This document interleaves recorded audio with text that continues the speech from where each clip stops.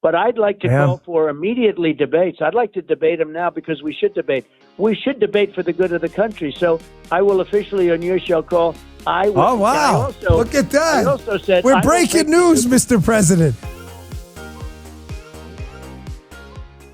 Joe Biden gave a political appearance the other day, and he once again looked dazed, confused. You could barely understand what he was saying.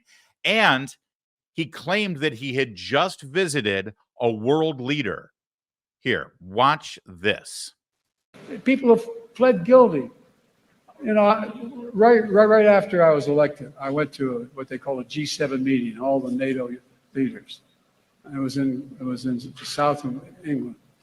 And I sat down and I said, America's back. And Mitterrand from from France looked at me and said,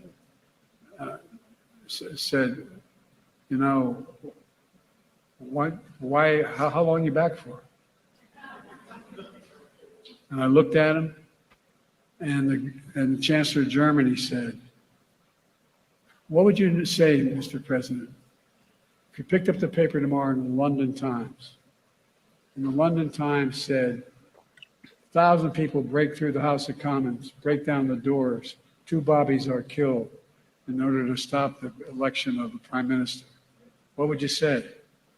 I never thought about it from that perspective. What would we say if that happened in another democracy around the world? So a couple things about that. First of all, once again, all he's got is scaring the American people and the American voter about those crazy MAGA extremists. That would be you, by the way. He doesn't make a distinction. If you support Donald Trump, if you don't support him and his party, you are a MAGA extremist and a terrorist. And that's really the only political message he's got right now. Number one. Number two, there's something at the very beginning of this that we need to revisit.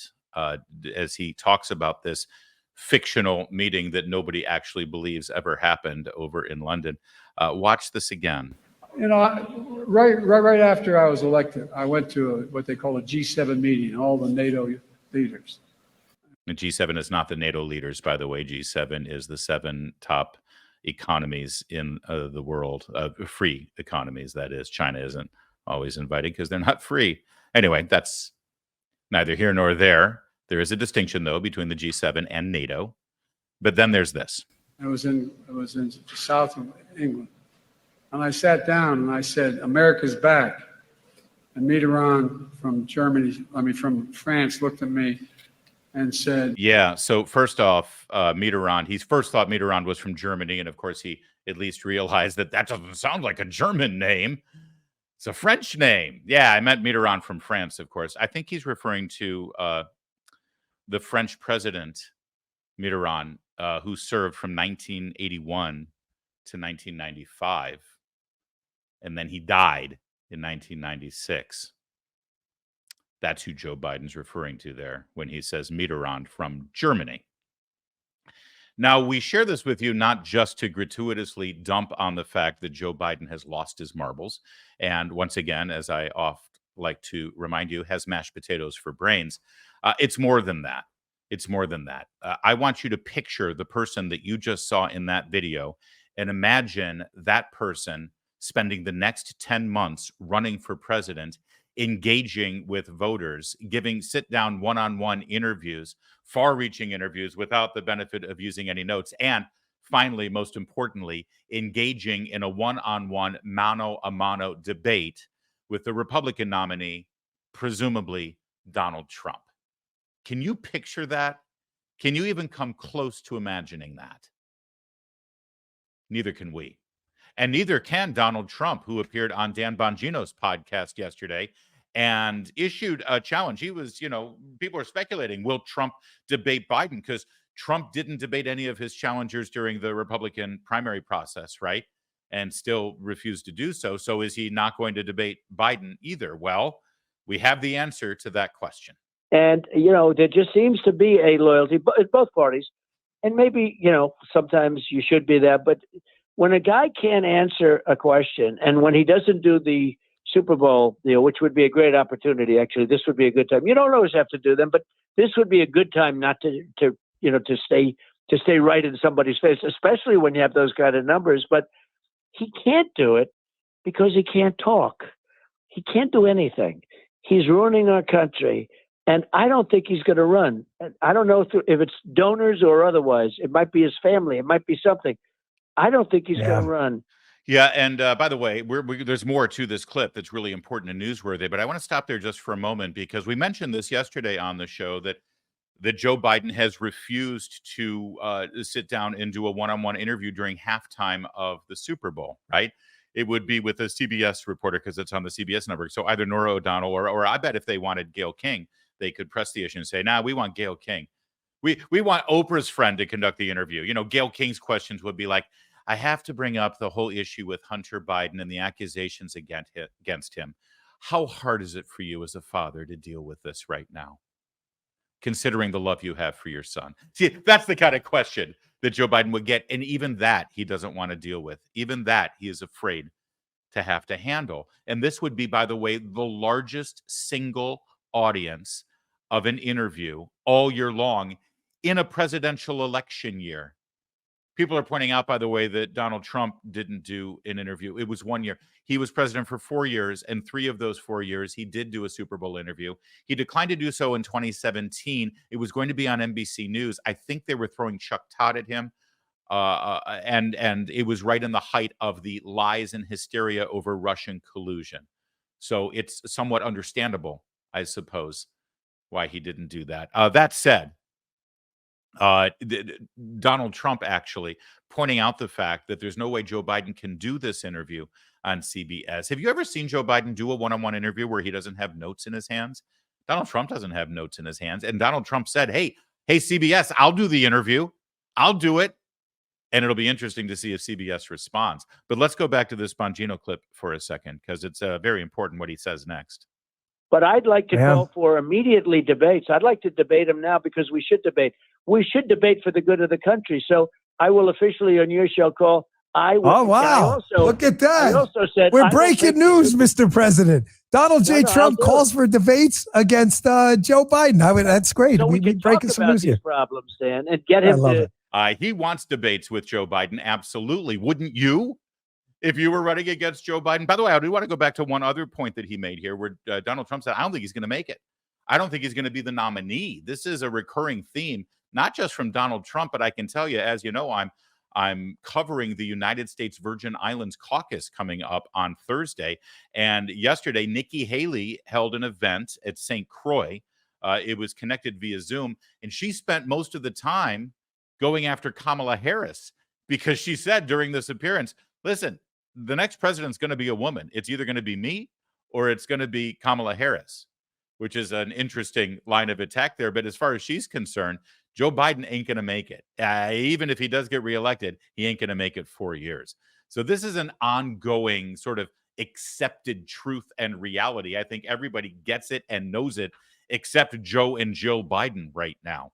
So let's get back to Bongino here and his celebration over the fact that Donald Trump just called for debates. Lots of them.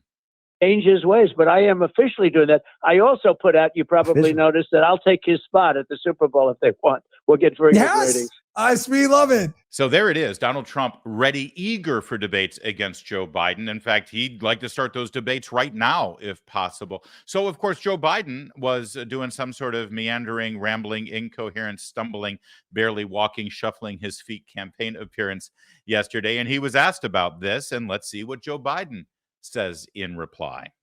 Mr. President, Donald Trump's ready to debate you right now. Do you accept? On radio. Thanks, guys. Immediately, yes. Will you debate him? I'd want to debate me too. You got nothing else to do. Well, that's definitive, isn't it? Listen, this is a guy who doesn't even want to debate people in his own party, let alone somebody who opposes him from the opposing party. And it's understandable. Joe Biden can't debate. I'm telling you right now, I will write that if he ends up being the nominee going into the fall, when we would normally have presidential debates, I guarantee you Joe Biden will not debate Donald Trump. And it will be under the guise of, I refuse to platform this man. I refuse to. He is an insurrectionist. He waged war against our Constitution. I will not dignify him with my presence. I will not be part and parcel to platforming and let the American people hear the lies that he will spew at that debate. That's what they'll do. And then they'll also say, listen, we just did this 4 years ago. Everyone knows who he is. Everyone knows who I am. A debate isn't going to advance the discussion in any way, so I won't debate. There's no way, if Joe Biden is the nominee, they will let him debate. You know why? Well, let's explore this idea. I want you to imagine, if you will, imagine a debate between Donald Trump and Joe Biden.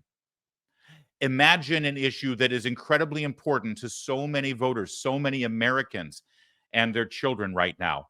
The radical transgender ideology that is infiltrating our schools, infiltrating our society, infiltrating our colleges, threatening the safe spaces of young girls in sports and restrooms and locker rooms, not to mention the radical policies regarding corrective pharmaceutical and surgical procedures to quote unquote gender affirming care, which is not affirming in any way whatsoever, actually.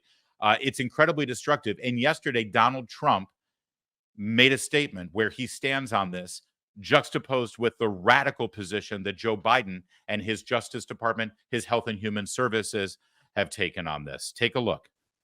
The left-wing gender insanity being pushed on our children is an act of child abuse. Very simple. Here's my plan to stop the chemical, physical, and emotional mutilation of our youth. On day one, I will revoke Joe Biden's cruel policies on so-called gender-affirming care. Ridiculous. A process that includes giving kids puberty blockers, mutating their physical appearance, and ultimately performing surgery on minor children. Can you believe this? I will sign a new executive order instructing every federal agency to cease all programs that promote the concept of sex and gender transition at any age. I will then ask Congress to permanently stop federal taxpayer dollars from being used to promote or pay for these procedures and pass a law prohibiting child sexual mutilation in all 50 states. It'll go very quickly. That's a huge advancement and actually is music to the ears of so many conservatives who feel passionately about this issue at the local level and certainly at the national level, because Joe Biden's radical Title IX reinterpretation through the Justice Department and through the Education Department, and also the push that his Deputy Health and Human Services Secretary has been on a jihad about. That would be the guy who is now dressing as a woman, the Health and Human Services person. He's trying to push. All of them are trying to push for these radical procedures to become the norm for your children and to keep parents out of the equation. What Donald Trump just said there is huge. But going back to the debate, imagine Joe Biden replying to that. Do you think Joe Biden even understands the transgender issue? Do you think he literally knows what's going on in communities around this country or in schools right now? Do you think he has a grasp on what these procedures actually do? You know, anytime he's asked about this, he goes back and tells this story that nobody believes about being a kid getting dropped off at school. And he looks in the car next to him and he sees two men kiss each other as he's dropping off his partner to work. And little Joey turns to his dad and his dad says, "What, Joey, they're in love. What do we care? That's a good thing. They're in love." You know, right? Okay. No one believes that story. But even if you do, two gay men in the late 50s, early 60s going to work and kissing each other has literally nothing to do with the transgender issue. The fact that Joe Biden constantly tells that story to show how open and understanding and tolerant he is means that he actually has no grasp of the transgender issue in any way whatsoever. Imagine him fumbling and bumbling his way in responding to Donald Trump there on this critically important issue to so many of us. And there's one other reason why he will never debate Donald Trump, why he will never accept this challenge. And by the way, the media will let him get away with it. Imagine this. Imagine a moment like this in the debate. And take a look. This is from the last debate in 2020. My son has not made money in terms of this thing about, what are you talking about? China. Yeah. You see, back then, he was able to deny everything about his son and deny the contents of the laptop. And he had the cover of the 50 intelligence agency professionals who guarantee you that this is really a Russian propaganda disinformation operation. He even said that during the debate as well, accusing Trump not only of lying about his son, but also being in cahoots with Putin and promulgating Russian disinformation. Well, we know a lot more now than we did then. And I assure you, Donald Trump will be even more aggressive on this issue at a debate between the two of them. And I've got to pray that whoever the moderator is won't let him get away with these lies again. Again, I'm praying for that, but I'm not counting on it.